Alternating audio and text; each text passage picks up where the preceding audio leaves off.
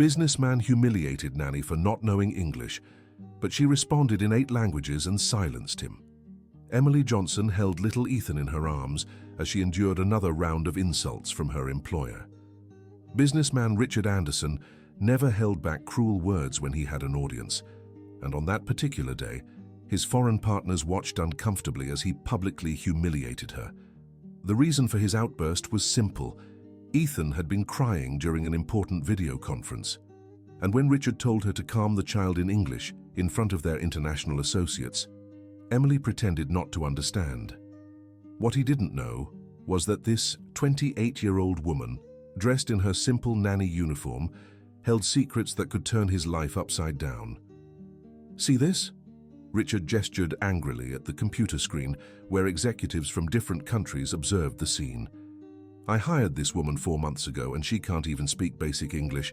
How am I supposed to close serious deals with incompetent employees like this?" Emily lowered her eyes, gently rocking Ethan as he stopped crying.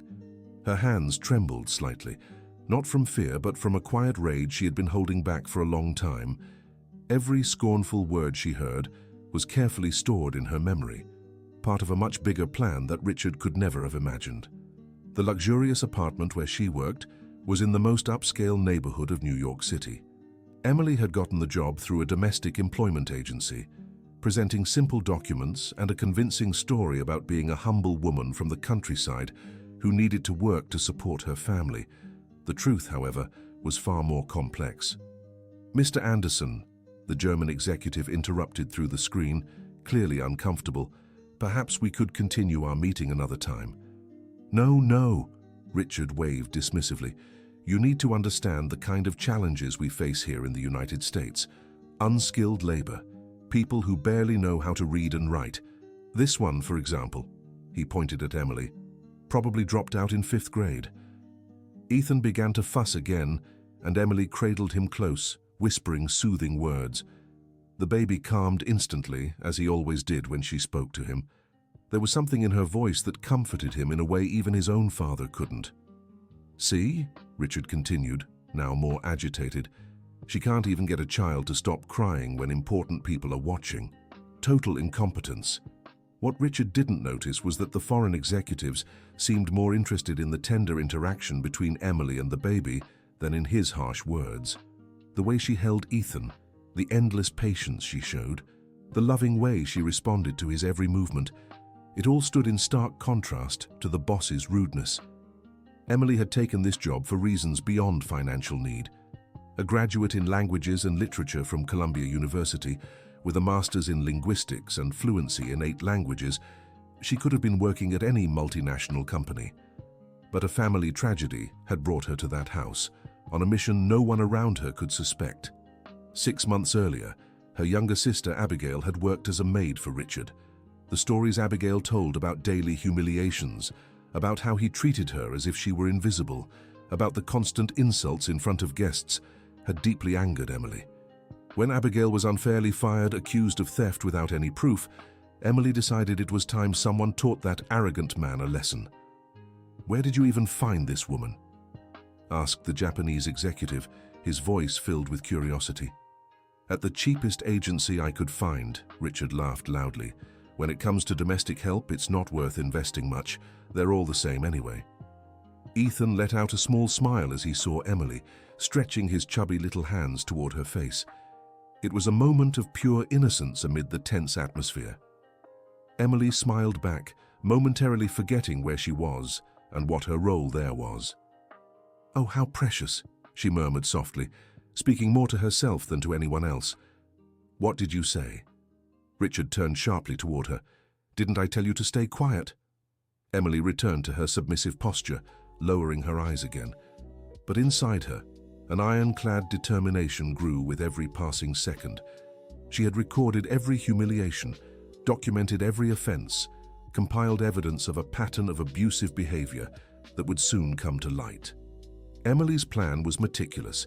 During the 4 months she had worked in that house, she had gathered information not only about Richard's behavior, but also about his business dealings, not through privacy invasion or questionable methods, but simply by observing documents left in plain sight, overhearing phone conversations he held without concern for who might be nearby. Dear listener, if you're enjoying the story, don't forget to like and especially subscribe to the channel. It helps us a lot as we're just starting out. Now back to the story. What she discovered horrified her. Richard wasn't just a cruel employer. He had serious issues in his business. Tax evasion, fraudulent contracts, exploited workers, all meticulously documented in papers he left scattered around his office, confident that a simple nanny would never grasp the importance of that information. Well, let's get back to business, Richard said, trying to regain control of the situation. As I was saying, our company is ready to expand into the European market. As he spoke, Emily watched the expressions of the executives on the screen. The German man seemed especially disturbed by what he had witnessed. The Japanese executive kept glancing in her direction with a thoughtful look. The Frenchman shook his head subtly, clearly disapproving of Richard's behavior. Ethan began to grow drowsy in Emily's arms. She rocked him gently, humming a lullaby she had learned from her own mother. It was a moment of genuine tenderness amid the tension in that room, and even the foreign executive seemed moved by the scene. Shh! Richard slammed his hand on the table. I said no noise. Emily stopped humming immediately, but Ethan started crying again. It was a vicious cycle. The more Richard yelled, the more the child fussed, and the more he cried, the angrier Richard became. This is unacceptable, muttered the French executive in his native tongue, assuming no one there would understand. Emily quickly raised her eyes, locking gazes with the Frenchman through the screen. For a split second, something passed between them, a mutual understanding that didn't escape the man's notice. He narrowed his eyes, studying her face more intently. Perhaps we should postpone this meeting, suggested the German in English. No! Richard was desperate. That contract was the lifeline for his company, which was in severe financial crisis. Please don't mind this, she'll leave now. But Emily didn't move. Something inside her had shifted in that moment. Maybe it was the last straw after months of silent humiliation. Maybe it was seeing Ethan cry because of his father's shouting. Or maybe it was simply the right time to execute her plan. Mr. Anderson, she said, her voice firm but respectful, may I suggest something? Richard looked at her as if she'd grown a second head. In 4 months of working there, she had never addressed him directly during important meetings. What do you think you're doing? He hissed through his teeth. The baby is fussy because he senses the tension in the room, Emily continued, ignoring the shock on his face. If you allow me to take Ethan to another room, he'll calm down, and the meeting can continue without interruptions. The executives on the screen watched the exchange with growing interest. There was something about Emily's posture, the way she spoke, that didn't match the image of an uneducated woman Richard had painted. Since when do you give opinions about my business? Richard stood up, jabbing his finger at her aggressively. I'm not giving an opinion about business, Emily replied calmly, still rocking Ethan. I'm offering a practical solution to an immediate problem. The silence that followed was awkward. The executives exchanged glances, clearly uncomfortable with Richard's behavior. Emily remained standing, holding Ethan with a quiet dignity that starkly contrasted with her boss's rudeness. You're fired, he finally said, his voice sharp as a blade. Why? Emily asked, genuinely curious. For offering a sensible solution? For forgetting your place. The words echoed through the room like a gunshot. The executives looked at each other again, and Emily knew the moment she had long waited for had arrived, the moment to reveal who she truly was. My place, she repeated slowly. And where exactly is my place, Mr. Anderson? In your place as an employee, he shouted. An ignorant employee who barely speaks proper English. Ethan began crying louder, frightened by the yelling. Emily soothed him automatically, whispering sweet words in his ear. It was a striking contrast, Richard's uncontrolled rage versus Emily's maternal calm. Mr. Anderson, the German executive interrupted, we are extremely uncomfortable with this situation. No, Richard realized he was losing control. She's the one causing unnecessary trouble. Actually, Emily said, her voice now even firmer, I think it's time to clarify a few things. She turned to the computer camera, looking directly at the executives. When she spoke again, it was in flawless German, addressing the concerned executive directly. Guten Tag, mein Herr. Entschuldigen Sie bitte die Unterbrechung, aber ich denke, es ist wichtig, dass Sie die ganze Wahrheit über diese Situation erfahren. The German executive nearly fell out of his chair. Richard gaped, looking from Emily to the screen and back again, as if trying to process what had just happened. Sie sprechen Deutsch? The executive asked, his voice full of surprise. Selbstverständlich, Emily replied with a smile. Und nicht nur Deutsch. She turned to the Japanese executive and bowed respectfully before speaking in fluent Japanese. Hajime mashite. Watashi no namae wa Emily desu. Anata no kaisha no kachi to rinri ni tsuite kita koto ga arimasu. Soshite ima, kono dansei ga dono yu ni jugyoi no atkauka o mite imasu. The Japanese executive nodded slightly, clearly impressed not only by her fluency, but by the respectful way she addressed him. Emily continued, now addressing the Frenchman. Monsieur, you said earlier that this situation was unacceptable. You were right. What you see here is the daily treatment domestic workers receive in this household. Ricardo was frozen, his mouth hanging open in total shock. Ethan had stopped crying and was now looking at Emily with fascination, as if sensing something extraordinary was happening. But how? Ricardo stammered. How do I know German, Japanese, and French? Emily smiled. Well, I also speak English, Spanish, Italian, Mandarin, and Russian. Would you like me to demonstrate them all? The executives were clearly captivated. The German leaned forward, studying Emily with newfound interest. Where did you learn these languages? Connie asked in English. Columbia University, Emily replied in the same language. I have a degree in languages and literature with a specialization in applied linguistics. I hold a master's in the same field and was pursuing my PhD before certain circumstances brought me to this house. But that's impossible, Ricardo sputtered. You're just a what? Emily turned to him, her posture now completely transformed. A poor woman? A domestic worker? Someone who doesn't deserve respect because she takes care of children? The silence in the room was deafening. The executives watched Emily's transformation with growing admiration, while Ricardo struggled to process the complete turnaround. Why are you doing this? He asked, his voice now weaker. Because someone needed to show you that your actions have consequences, Emily replied, and because I have a story to tell about what really happens in this house. She turned back to the camera, switching between languages as she addressed each executive. For the past 4 months, I've carefully documented the pattern of abusive behavior you just witnessed. I'm not the first worker to endure this. My sister worked here before me and was humiliated the same way until she was unfairly fired. Ricardo tried to interrupt, but the German executive silenced him with a gesture. Please continue, he said in English, clearly wanting to hear the full story. Abby, my sister, worked here for 2 years, Emily went on. She cared for this house with total dedication, worked overtime without complaint, and in return received daily insults. When some jewelry went missing from the house, she was immediately accused and fired without any investigation or proof. She stole it, Ricardo exploded. I'm certain it was her. The jewelry was found a week later, Emily said calmly, in his own wife's safe, where she had stored and forgotten it. But Abby had already been publicly fired, her reputation ruined. No agency would hire her after that. The executives exchanged meaningful glances. The Japanese man shook his head, clearly disapproving of what he was hearing. That's when I decided it was time someone showed Mr. Richard what it feels like to be treated unfairly, Emily continued. I got this job through a different agency, using a modified identity.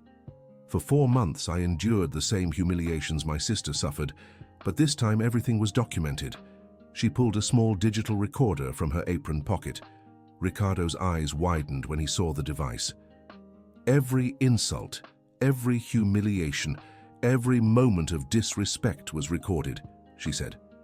Not just to legally protect myself, but because I'm writing my doctoral thesis on power dynamics in American domestic environments. The French executive smiled for the first time since the meeting began. "A doctoral thesis?" he asked in French. "Yes," Emily replied in the same language. "Power dynamics and class bias in contemporary domestic work, a case study." "I believe you just witnessed a situation that perfectly illustrates my research." Richard was visibly shaken. His face had lost all color, and he gripped the table to steady himself. This is illegal," he shouted. "You deceived me, falsified documents." "Actually, no," Emily answered calmly. "All my documents are genuine. I simply omitted details about my education, which isn't a crime. Recording conversations for my own protection, however, is entirely legal, especially given the hostile work environment you created." The German executive leaned forward again. "And what exactly is the goal of your research?" he asked. "To demonstrate how class bias enables employers to psychologically abuse domestic workers," Emily explained. "To show how the lack of formal education is used to justify inhumane treatment, and how this affects not just the workers but the entire family dynamic." Ethan had completely calmed down during the conversation, as if sensing the shift in the room's atmosphere. He now played with a small plastic ring, occasionally smiling at Emily. "You've noticed," she continued, "how Ethan reacts differently when his father yells versus when we speak calmly. Children absorb these dynamics very early. They learn it's acceptable to treat certain people with disrespect." The Japanese executive nodded thoughtfully.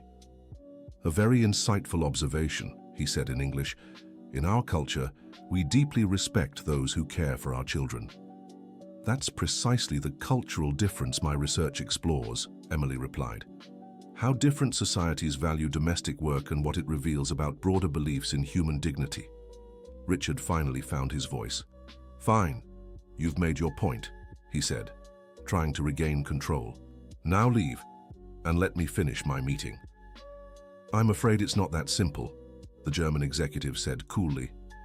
"Mr. Anderson, what we witnessed today raises serious concerns about your company's ethical standards." "What do you mean?" Richard paled further. "Our firm has strict policies on corporate social responsibility," the German explained. "We cannot associate our brand with companies demonstrating ethically questionable behavior." The Japanese executive nodded in agreement. "Our shareholders demand the highest moral standards in all our business partnerships." "But this has nothing to do with business," Richard protested desperately. "On the contrary," the Frenchman interrupted. "How an executive treats employees speaks volumes about their character, and by extension how they'd conduct business with us." Emily watched the exchange with growing satisfaction. This wasn't exactly how she'd planned things, but the outcome was even better than she'd hoped. "Furthermore," the German continued, "we're deeply impressed by the young lady. Her education, language skills, composure under pressure. These are qualities we greatly admire." "Thank you," Emily said with a slight bow. "In fact," the Japanese executive added, "I'd like to make an offer. Our company is always seeking qualified multilingual professionals. Would you consider a position with us?" Emily was genuinely surprised. She hadn't expected that twist. "That's a very generous offer," she replied, "but I have commitments here in the United States that I can't abandon right now." "What do you mean?" asked the Frenchman. Emily looked at Ethan, who was watching her with his big, curious eyes. "Well, there's this little person who's grown used to me," she said with a tender smile. "And there's my sister, who's still trying to rebuild her life after what happened here." Richard, who had stayed silent throughout the exchange, finally burst out, "Wait, you can't just cancel our contract over this. We have an agreement." "Mr. Anderson," the German said patiently, "our agreement is still under negotiation. Nothing has been signed, and after what we witnessed today, frankly, we don't feel comfortable proceeding." "This is blackmail," Richard shouted. "No, these are principles," the Japanese man replied, "and unfortunately it seems we have very different views on what constitutes acceptable behavior." Emily looked at Richard, who now appeared visibly desperate. Part of her pitied him, but a larger part remembered all the tears Abigail had shed over the humiliations she endured in that house. "There's one thing I haven't mentioned yet," she said calmly. All eyes turned to her. During the months I worked here, I inadvertently came across information about Mr. Anderson's business practices, documents left in plain sight, phone conversations I overheard while caring for Ethan. Richard turned completely pale. You can't use that information. That's an invasion of privacy. Not when it's left in plain sight in places where I work regularly, Emily replied. And some of the things I saw are concerning. What kind of things? Asked the German executive, his voice now serious. Emily hesitated. The moment had come to reveal the most damning findings about Richard, but part of her wondered if she was going too far. Perhaps it's best we discuss this another time, she said diplomatically. No, Richard exclaimed. If you have something to say it now. Are you sure? Emily asked, giving him one last chance to back down. Just say it. Emily took a deep breath before continuing. Well, there are issues related to tax evasion, fraudulent contracts with suppliers, and inadequate working conditions for employees at your other companies. The silence that followed was absolute. The executives exchanged serious glances, while Richard seemed on the verge of a panic attack. These are very serious allegations, the German said finally. They're just observations, Emily corrected, based on documents I happen to see. I'm not an accountant or a lawyer, so I might be misinterpreting. Even so, the Japanese man said, these are matters we'd need to investigate before considering any business partnership. You can't do this to me, Richard shouted. This is sabotage. These are consequences, Emily replied simply. Ethan began to squirm in her arms, signaling he was getting hungry. Emily checked the clock and realized it was past the child's lunchtime. If you'll excuse me, she said to the executives, I need to feed Ethan. He's late for lunch. Of course, the German said, and young lady, it was a pleasure meeting you. We hope you'll reconsider our offer in the future. Thank you for your generosity, Emily replied. Perhaps once I finish my thesis, we can talk again. She turned to leave the room, but Richard grabbed her arm. You can't just walk away, he said desperately. You've ruined my life. I haven't ruined anything, Emily replied, gently pulling free. I've only revealed who you really are. But what about Ethan? Richard asked, and for the first time since she had known him, there was genuine vulnerability in his voice. He likes you. You're the first person who can calm him down. Emily stopped and looked at him with a softer expression. Ethan is a wonderful child, she said. But he needs a father who sets a positive example, someone who treats everyone with dignity and respect. I can change, Richard said quickly. I can be better. Maybe, Emily replied. But real change takes time, and it has to come from within. It can't just be motivated by the fear of losing business contracts. The executives were watching the exchange with interest, clearly impressed by Emily's maturity and wisdom. Look, she finally said, I'll make you an offer. I'll come back tomorrow to take care of Ethan while you seriously think about your behavior. But I'll come back as the qualified professional I am, not as someone who can be humiliated without consequences. And if I agree, Richard asked, then maybe we can find a way to work together respectfully, and maybe I can help you repair some of the damage caused by your past actions. How so? Well, I know many people in academia and business. Maybe we could organize some awareness sessions on labor relations, social responsibility, the kind of thing that might impress future business partners.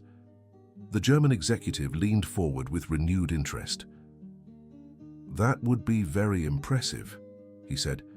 A company that acknowledges its mistakes and takes concrete steps to improve. Exactly, the Japanese executive agreed. It would show character and growth potential. Richard looked from Emily to the executives and back to Emily, clearly weighing the possibilities. And you'd do that, even after everything that happened? I'd do it for Abigail, Emily replied, so she could see that things can change. And I'd do it for Ethan so he grows up seeing his father treat everyone with respect. Ethan, as if he knew they were talking about him, smiled at Emily and reached his chubby little hands toward her face.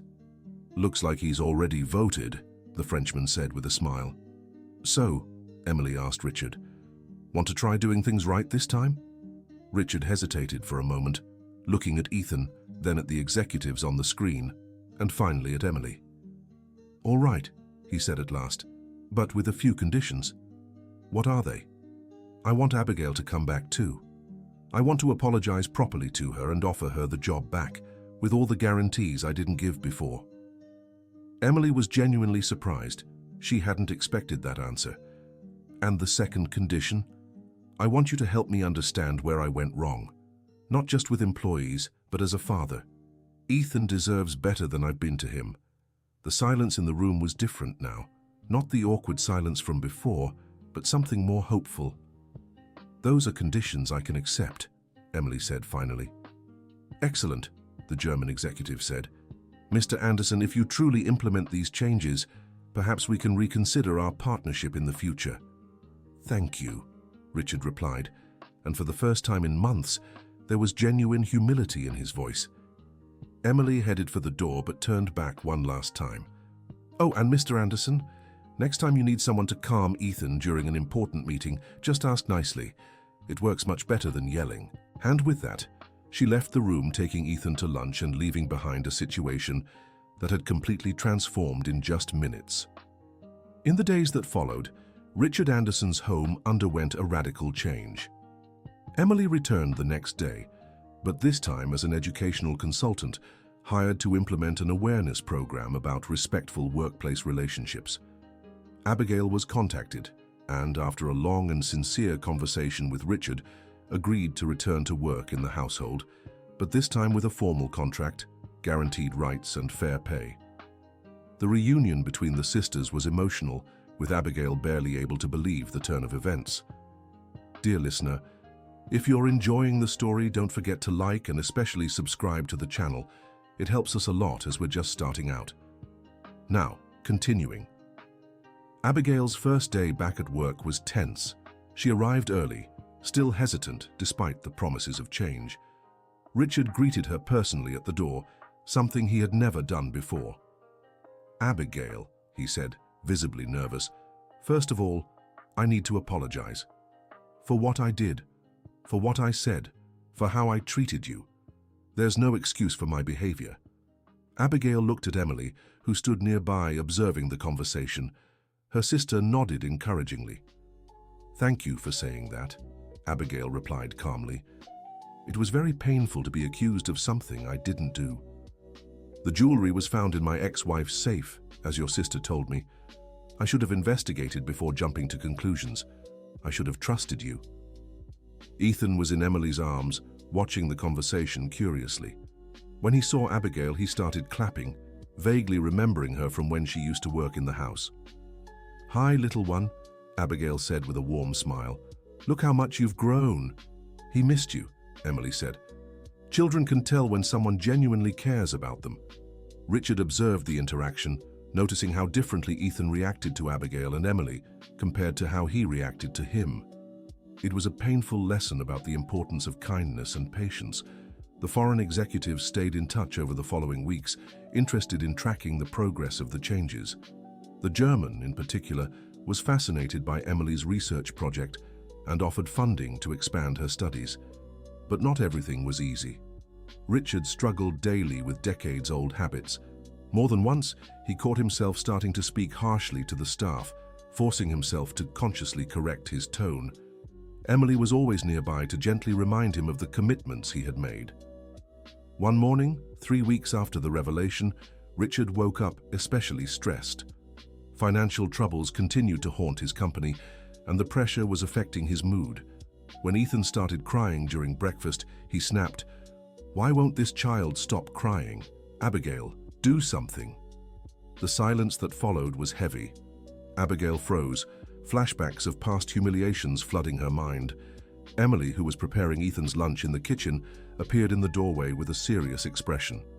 "Mr. Anderson," she said calmly, "may I speak with you privately?" They went to the office, where Emily closed the door before speaking. "What happened out there was exactly the kind of behavior we need to change," she said bluntly. I know. Richard ran his hands through his hair. "I'm just so stressed with the company's problems. And does that justify treating your daughter and employee rudely?" "No, of course not. But you don't understand the pressure I'm under." "Actually, I understand perfectly," Emily interrupted. But stress isn't an excuse for abuse. You need to find healthier ways to handle the pressure. Richard sank heavily into his chair, burying his head in his hands. Sometimes I feel like I'll never truly change. It's like this rudeness is just part of who I am. It's not, Emily sat across the table. It's a learned pattern that can be unlearned, but it takes constant work and self-awareness. How do you manage to be so patient? He asked, looking at her with genuine curiosity. Because I understand real change is a process, and because I see you truly want to change, not just for business, but for Ethan. Ethan. The child's name always softened Richard's expression. He deserves a better father, he said quietly, and he can have one. But you need to make conscious choices at every moment. Whenever you feel stressed and want to take it out on someone, stop and take a deep breath. Think about how you want Ethan to remember his father. They returned to the kitchen, where Abigail was still visibly shaken by the incident. Richard approached her hesitantly. "Abigail, I apologize again. It wasn't right to speak to you that way. Are you okay?" Abigail looked at him in surprise. It was the second time in a month he had apologized to her, more than he had in 2 years of working together before. "Yes," she said gently. "I know you're going through a tough time." "That's no excuse," Richard replied. "I promise I'll work on this." Ethan, who had stopped crying once the voices grew calmer, reached out for his father for the first time in weeks.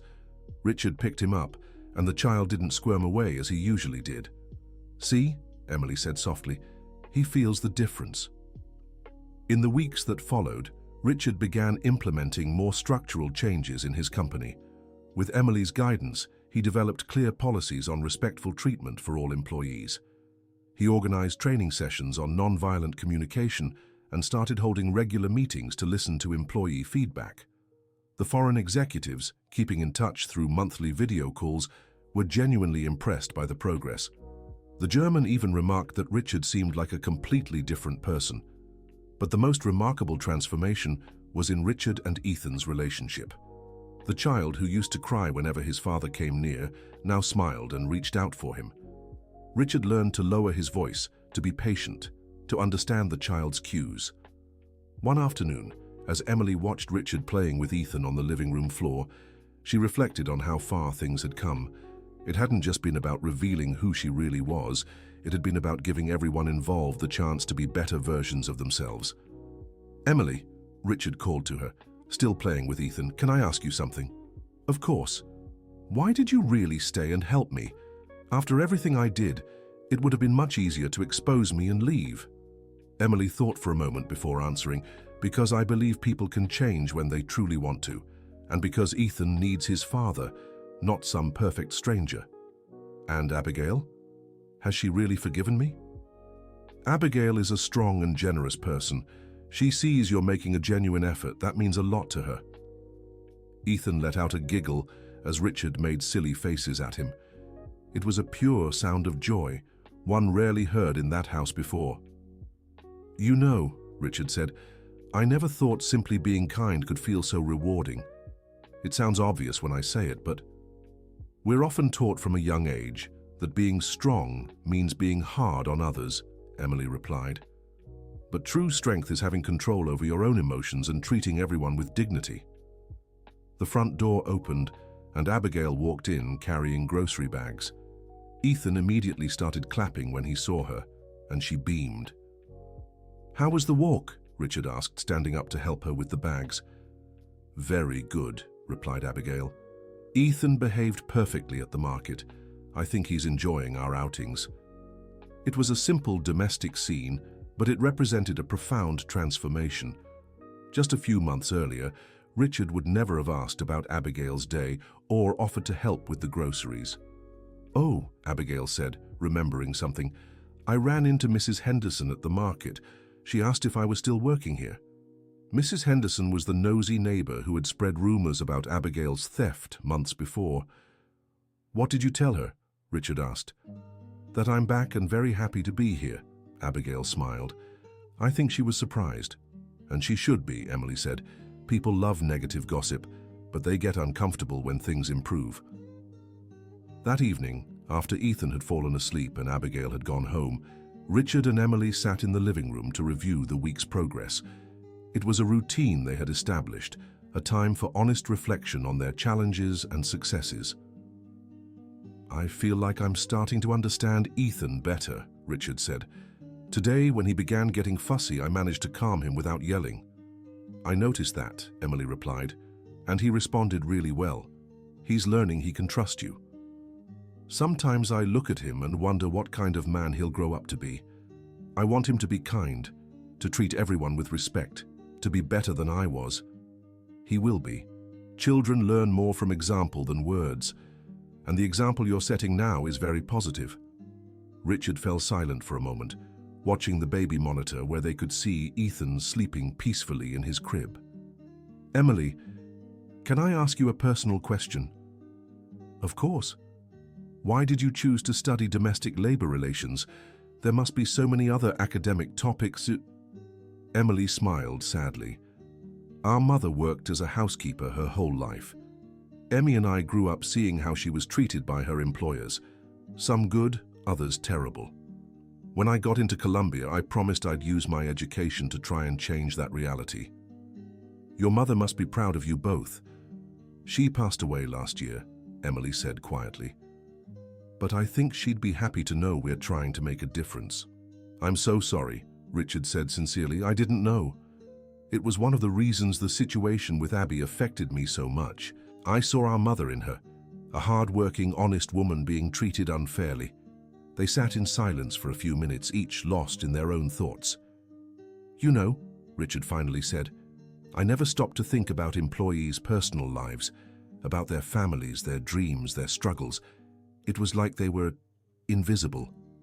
"It's a very common pattern," Emily replied. "When we reduce people to their roles, we lose sight of their humanity. And ours too." "How so?"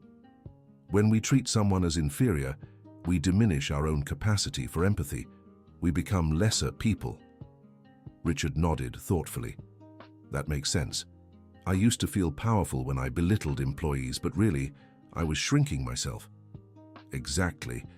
True power comes from lifting others up, not putting them down." Ethan made a small sound over the monitor, shifting in his crib. Both automatically glanced at the screen to check on him. "He's a lucky boy," Emily said. "He has a father who's willing to grow and change for him." "I hope I can live up to that luck," Richard replied. In the months that followed, the transformation in Richard's home became a case study. Emily documented everything meticulously for her thesis, but also to create a model other families could follow. The foreign executives, impressed by the lasting changes, finally signed a contract with Richard's company. But more importantly, they began recommending him to other business partners, citing his impressive demonstration of personal growth and social responsibility. Abigail flourished in her new work environment. With her dignity restored and her rights respected, she became an even more dedicated and efficient employee. Most importantly, she regained her self-esteem and began dreaming again about possibilities for the future. Ethan was growing quickly, and his cheerful personality emerged more each day. He had become a sociable and affectionate child, comfortable with both his father and the two women who cared for him with so much love. One morning, 6 months after the initial revelation, Emily received an unexpected call. It was the dean of her university, informing her that her thesis had been selected for presentation at an international symposium on labor rights.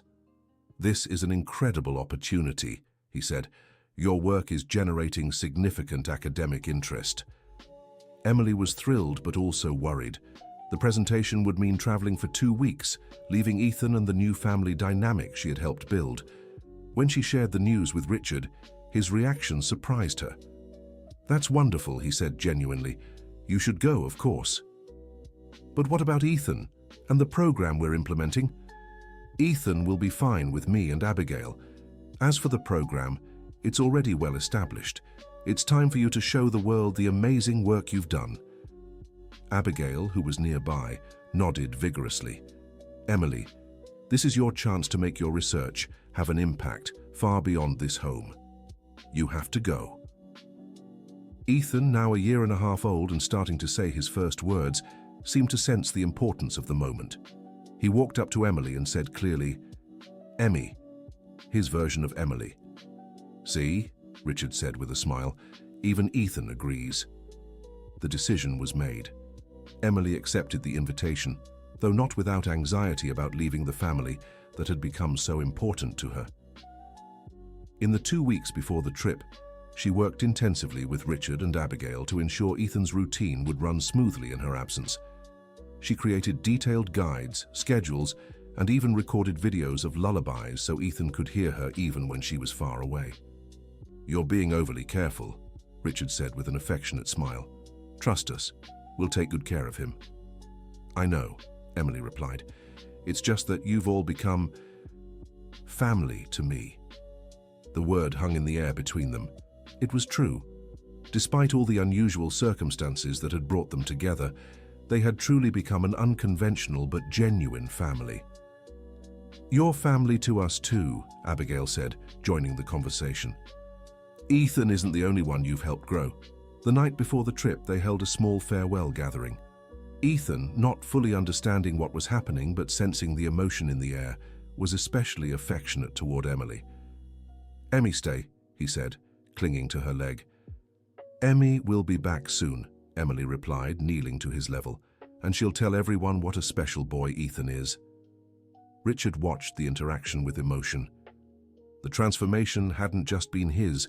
Ethan had become a more confident and loving child under the care of Emily and Abigail. "Emily," he said, "I want you to know that no matter what happens in the future, you'll always have a place here. This is your home too." Emily was moved by his words.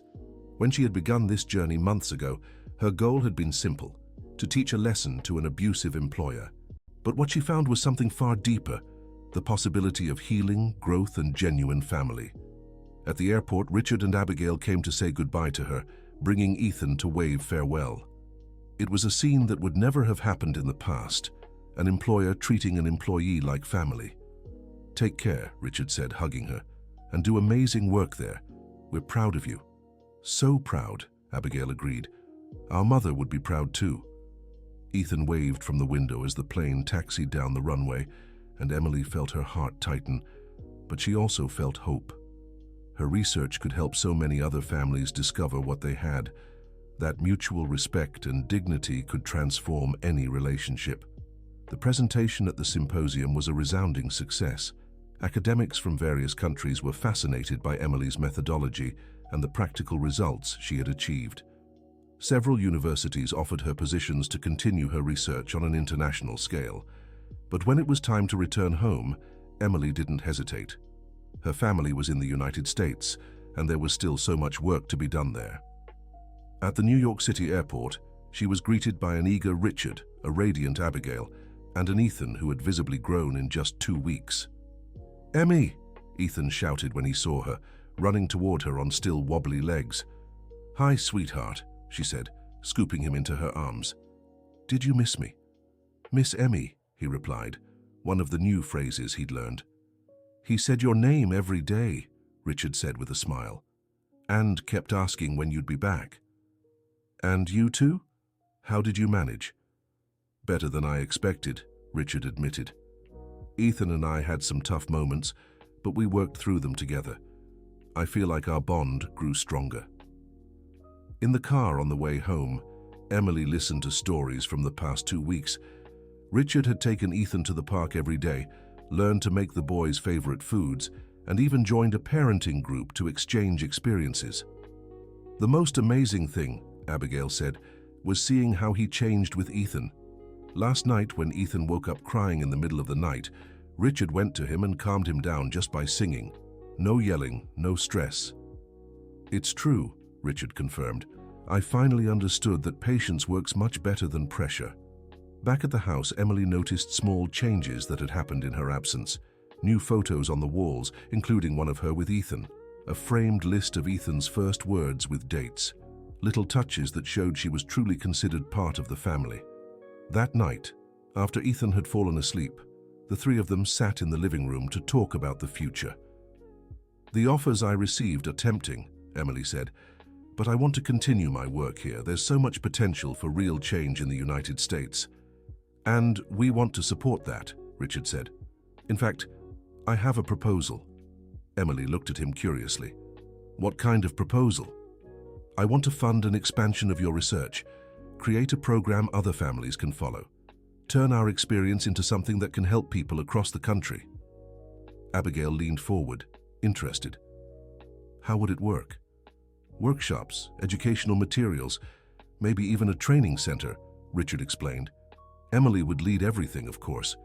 It would be her research, her methods. Emily was silent for a moment, processing the idea. Why do you want to do this? She finally asked. Because I've learned that privilege also comes with responsibility, and because I want Ethan to grow up in a world where what happened here is normal, not exceptional. Besides, Abigail added, it would be a way to honor our mother's memory, to make sure other women don't go through what she did. Dear listener, if you're enjoying the story, don't forget to like and especially subscribe to the channel. It really helps us who are just starting out. Now continuing. It was an incredible opportunity, but Emily wanted to make sure everyone understood what it would mean.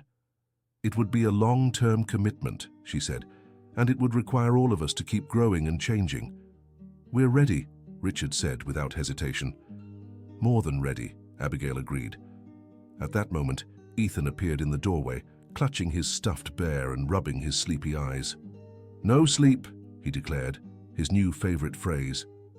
Come here, little one, Emily said, opening her arms.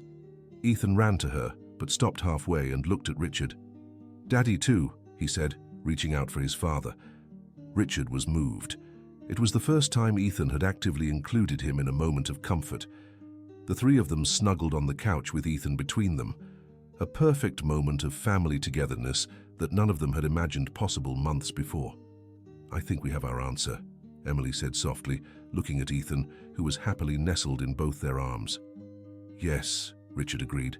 Let's do this. Together. And so began a new chapter in their lives. The program they developed together became a national model for respectful workplace relations. Families across the United States began implementing the techniques they had perfected. Emily completed her thesis, which became an academic reference in the field. But more important than professional recognition was seeing the real lives transformed through their work. Abigail became one of the program's lead facilitators, using her personal experience to help other domestic workers reclaim their dignity and rights. Richard grew into a conscientious businessman, implementing progressive policies across all his companies. His example inspired other executives to rethink their own practices, and Ethan grew up in an environment of mutual respect, learning from an early age that all people deserve to be treated with dignity. He became an empathetic and affectionate child, a direct reflection of the loving environment created around him. 2 years after the initial incident, the house was unrecognizable, not physically, though some improvements had been made, but emotionally. It was a home filled with laughter, respectful conversations, and genuine love. One morning, as they shared breakfast together, a tradition they had established, Richard made an unexpected announcement. I have something for you, he said, looking nervous. He left the kitchen and returned with an official envelope. What is it? Emily asked. The deed to the house, Richard replied. I want it to be ours. All of ours. Abigail nearly choked on her coffee. What do you mean? This house became a home because of you two. I want it to officially be your home too. Emily was speechless. It was a gesture of generosity and inclusion, far beyond anything she had ever imagined. Richard, this is... I can't accept...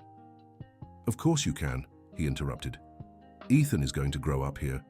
You're his family, and mine too. This house only has meaning with you in it.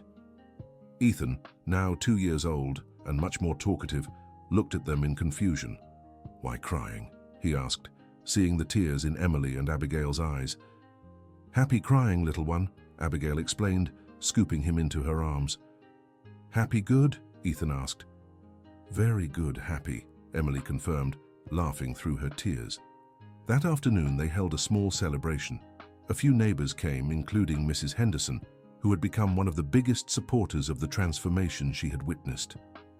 You two are an example for the whole neighborhood, she said to Emily. You've shown that people can truly change.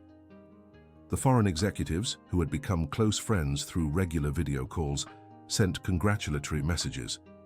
The German even mentioned he was implementing similar policies at his own company, inspired by the example they'd set.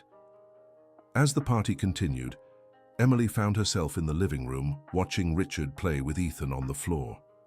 It was a scene that had become familiar, yet it still filled her with wonder at how much people could change when they truly wanted to. "Thinking about what?" asked Abigail, joining her. "How far we've come," Emily replied. "If someone had told me a year ago that I'd be living in this house as family, you wouldn't have believed it," Abigail finished. "But maybe that's how the best things happen, when we least expect them." Ethan ran up to them, holding up a drawing he'd made. "For Emmy and Abby," he said, handing them the paper. It was a simple sketch of 4 stick figures holding hands. A family. "It's beautiful, Ethan," Emily said, kneeling to his level. "Who are these people?" "Daddy, Emmy, Abby, and Ethan," he announced proudly. "Family."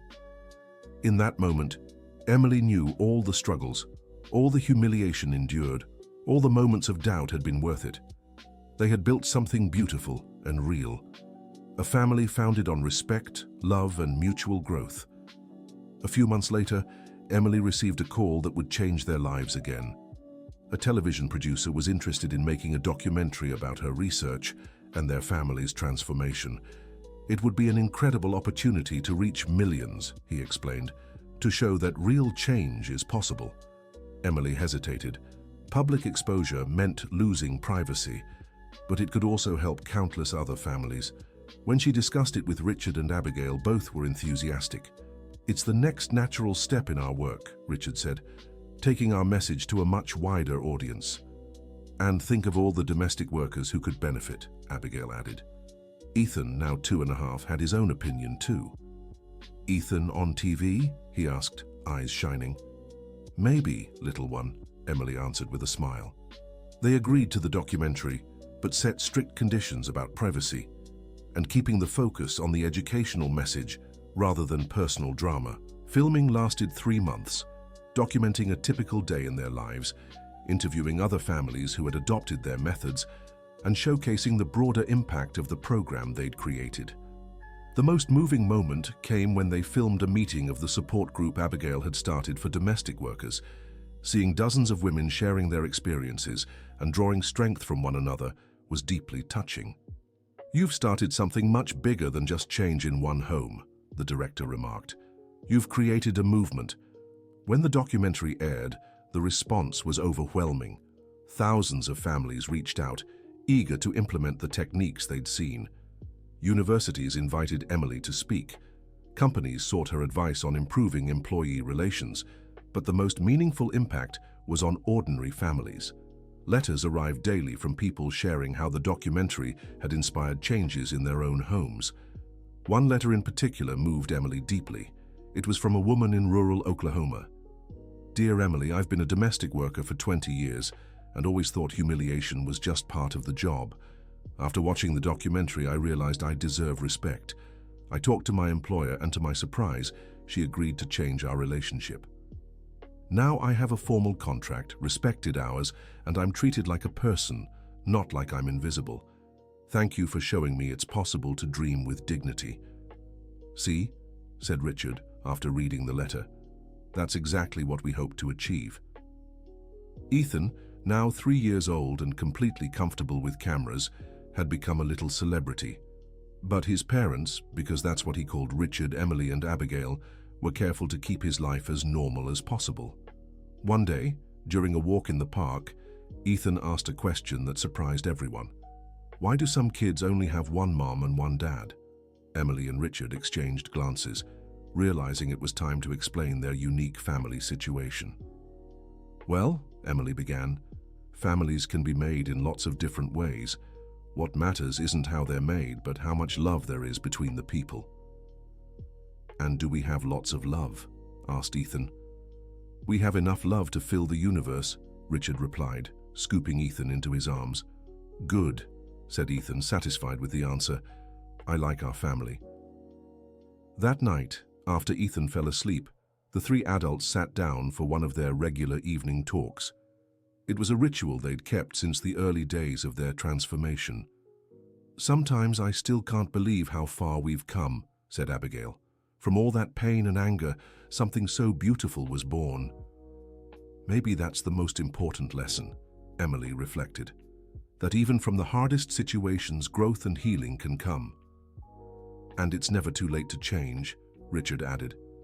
"I could have stayed the awful person I was, but you showed me a better way." Ethan appeared in the doorway as he often did when he couldn't sleep. "Important talk?" he asked, rubbing his eyes. "Always important when it's about family," Emily answered, opening her arms to him. Ethan nestled between the three of them on the couch, just as they'd done hundreds of times before. "Park tomorrow?" he asked. "Park tomorrow," Richard confirmed. "With popcorn." "With popcorn," Abigail agreed. "And a story?"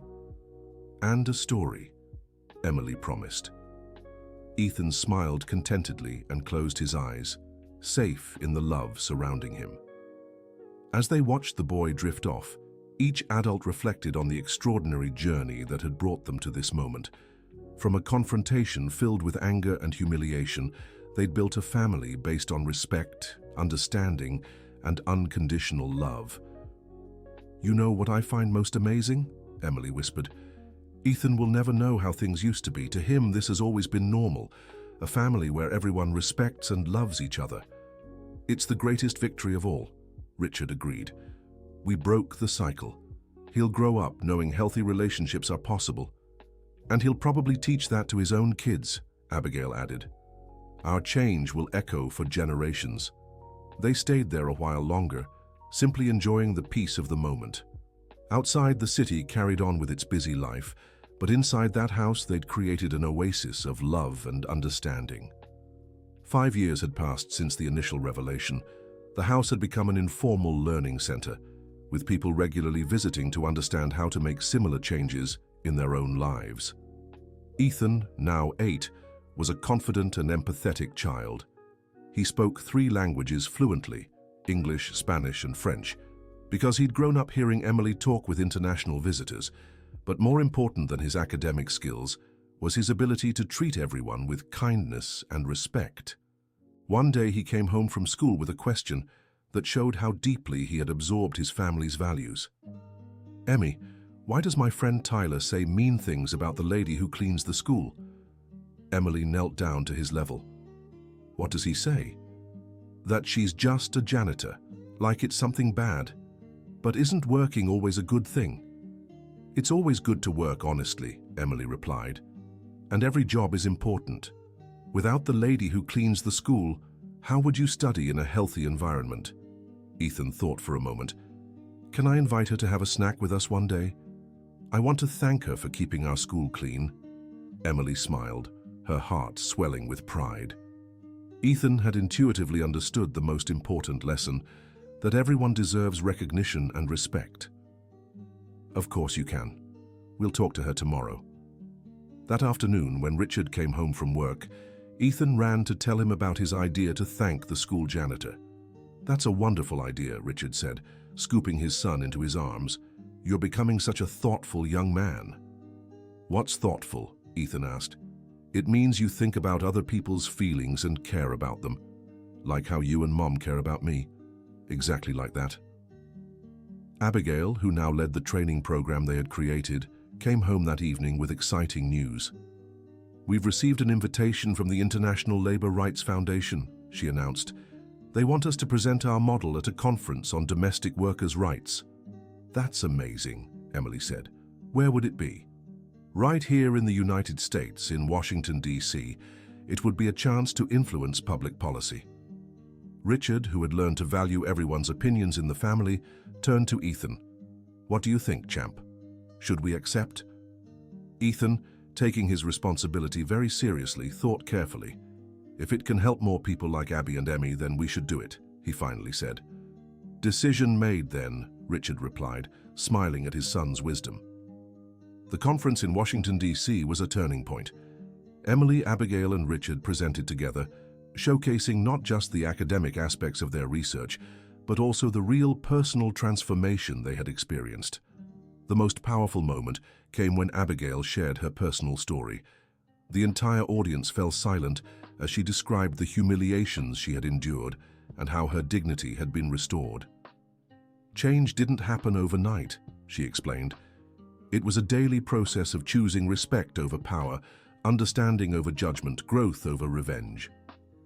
After the presentation, they were approached by representatives from several countries interested in implementing similar programs. It was rewarding to see their personal experience could have a global impact, but the most special moment came when a young woman approached Abigail after the talk. "My name is Jessica," she said nervously. "I work as a housekeeper in New York City. Your story gave me hope that I can have a better life." Abigail hugged the young woman, remembering how lost and worthless she had felt years ago. "You can, and you deserve, a better life," she said sincerely, "and we're going to help you get there." Jessica became one of the first participants in the expanded program they launched after the conference. Watching her transform from a shy, uncertain young woman into a confident, empowered individual was one of the greatest rewards of their work. Ethan, now 9 years old, began taking an active interest in his family's work. He helped organize materials for workshops and enjoyed talking to the people who visited their home. One day, he made an observation that surprised everyone with its maturity. "You know what I've learned by watching you all. That being strong doesn't mean making others feel small. It means helping others feel strong too." Emily stopped what she was doing and looked at him with admiration. "Where did you learn that?" "By watching how Dad changed. He used to think yelling made him seem important. Now he knows kindness is what truly makes him important." Richard, who'd overheard from the kitchen, joined them with teary eyes. "Thank you, son," he said, hugging Ethan. "That's the greatest compliment I've ever received." That night, after Ethan fell asleep, the three adults reflected on how a child could be so wise. "He's never known a disrespectful environment," Emily observed. "To him, kindness and respect are normal. He can't even imagine why anyone would choose cruelty." "That's how it should be for all children," Abigail said. "And maybe if we keep at this work, it eventually will be." "You know," Richard said thoughtfully, "sometimes I wonder what my life would be like if Emily had never come to work here. If she'd never confronted me about who I really was. You'd probably still be an unhappy man trying to feel important through petty cruelties," Emily replied honestly. "And Ethan would have grown up thinking that behavior was acceptable," Abigail added. "Instead, he's growing into someone who can change the world," Richard said, "just like you both changed mine." On the 10th anniversary of their breakthrough, they held a grand celebration. Hundreds attended, families transformed by their program, academics studying their work, and friends made along the way. Ethan, now 13 and a confident young speaker, gave a speech that left no dry eyes in the crowd. "My family isn't traditional. I have a dad who learned to be better, 2 mums who taught me courage and compassion, and a story that began with anger but blossomed into love. I grew up believing everyone deserves respect, that change is always possible, and that family is defined by love, not blood. I hope to pass these values to my own children someday, and that they'll pass them forward too. Thank you for showing me a better world is possible." When Ethan finished, the audience rose in a standing ovation that lasted minutes. Emily, Richard, and Abigail embraced, knowing they'd created something lasting. After the party, as the house quieted, the family gathered as they had for years. "Do you think we did it?" Ethan asked, now old enough to grasp their impact. "Did what?" Emily replied. "Proved people can change, that families can form unexpectedly, that love is stronger than anger." Richard smiled at his wise, compassionate son. "I think we didn't just prove it. We've lived it every day. And we'll keep living it," Abigail added, "because that's what families do. Grow together, support each other, and leave a legacy of love." Ethan nodded, then asked unexpectedly, "When I have my own kids, will you help raise them too?" The adults exchanged glances, realizing Ethan saw the future just as they did, their family's love expanding endlessly. "Always," Emily promised. "Family is forever." "Good," Ethan said, smiling, "because I'll need help to be as good a father as you both are." And so, as night fell over New York City, an unconventional yet extraordinarily loving family prepared to continue their journey. They had proven that real transformation is possible, that respect can heal deep wounds, and that family is defined not by genetics, but by love, commitment, and mutual growth. Their story would continue to inspire other families for generations, a living testament that even from the most unlikely situations, something beautiful and lasting can blossom. Ethan would grow into a man who treated all people with dignity, marry someone who shared those values, and raise children who would never know a world where disrespect was considered acceptable. And somewhere in the future, when Ethan told his own children the story of his family, they would understand they were part of something greater, a quiet revolution built on the simple yet powerful idea that every person deserves to be treated with dignity and love. The transformation that began with a nanny revealing she spoke 8 languages had become a movement that touched thousands of lives, proved genuine change is possible, and created a legacy of hope that would endure long beyond any of them. And perhaps that is the true magic of this story, not that Emily spoke 8 languages, but that she used her voice to remind the world that every person has worth, every family can grow, and every heart can learn to love better. The end of the story. Now tell us what you thought of Emily, Richard, Abigail, and Ethan's story. Do you think the transformation was realistic? Which lessons touched your heart the most? We'd love to hear your thoughts on how a situation of humiliation turned into a family built on mutual respect. Thank you so much for joining us. Don't forget to leave your like and, most importantly, subscribe to the channel so you won't miss other heartwarming stories.